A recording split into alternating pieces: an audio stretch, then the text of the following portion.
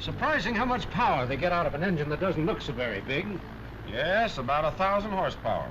In the 4 engines together? Oh, no, 1,000 each. About 4,000 or so all told. Well, looks like I'm getting curious at the right time. You seem to know the answers. I'm an engineer, automotive. An automobile engineer? Just the man I need. My name is Alan. Reynolds is mine. I don't want to bore you, but there's some things I'd like to ask you. Well, you won't bore me by talking about engines. You see, I'm a cartoon animation director. You mean you draw cartoon comedies for the movies? That's right. We're doing a cartoon with a bunch of little imps using an automobile to win a war. Everything is swell except we get in trouble whenever we try to show the engine. I'm on my way out to the coast for a vacation, so I ought to forget about engines. This cartoon stuff sounds interesting. I always wondered how they did it. Well, maybe we can dicker a bit. How about spending a day or two at the studio? That sounds okay to me. We've got a cutaway engine out there that might help you. Suppose I have it sent over to your place. That's fine. And when you come over to the studio, I'll show you what we've finished.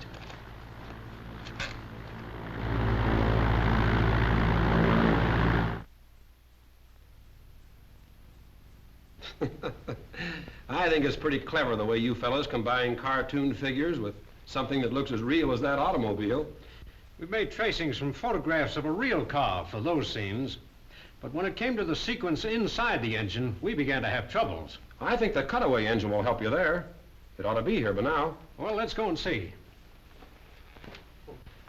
These are the animators, the boys who make the original drawings. We want an army of imps making the engine go. Now you show us what they should be doing. Well,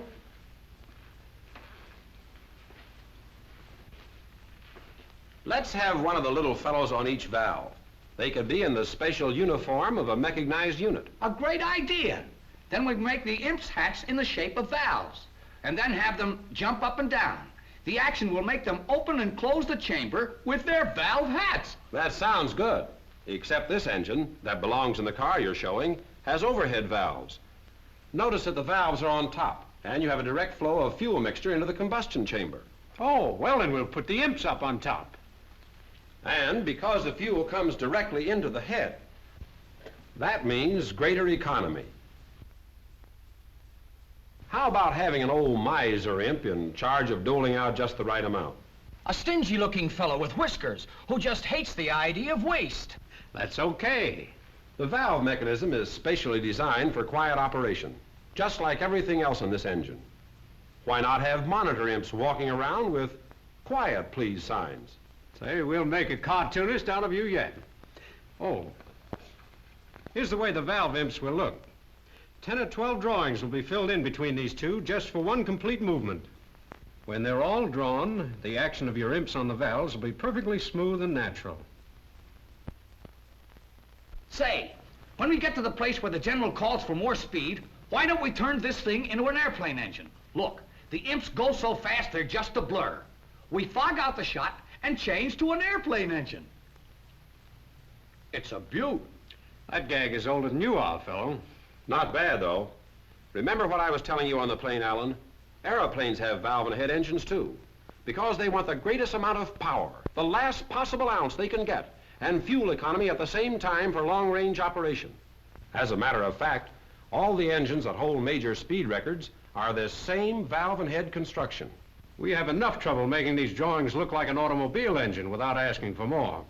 Let's get back to this one here. This engine has 90 horsepower for plenty of pep and performance. Why not have one of the imps in charge of the horses? Someone who could really handle them. What would you think of a Roman chariot driver? You're doing fine. We'll make him a big, muscular guy with a whip. Okay? And this engine has quite an oiling system. 4 distinct types of oiling, in fact, to meet the needs of different operating parts most efficiently and economically.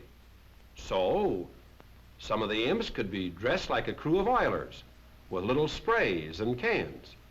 Sounds all right to me. What's this space for? That's the water jacket.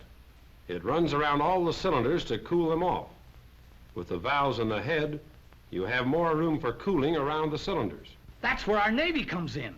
Imps in submarines. Maybe even mermaids. Well, what I want to know is how you get the sounds of the engine and voices to go with your pictures. That's easy. Let me show you. We use a regular actor whose voice fits the personality of the character we've created. In this film, the general of the imp army does most of the talking. Put on more speed. Give it the works. The voice is on film now, on the soundtrack. Put on more speed. Give it the works. We make a note of how much film is taken for every syllable.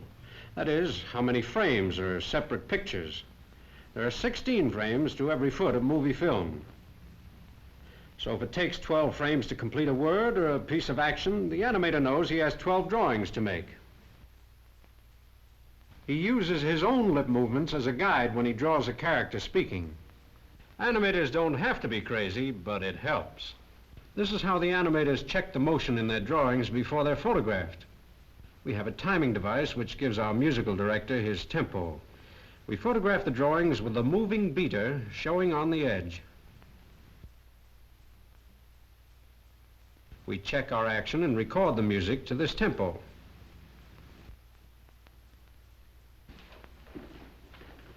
This is the tracing and opaquing department. In here, the drawings that have been checked are traced with ink on transparent celluloid. We call them cells. Then over here, the opaquers fill in between the lines to give the character body and to block out the background. These are the backgrounds over here. Still more drawings.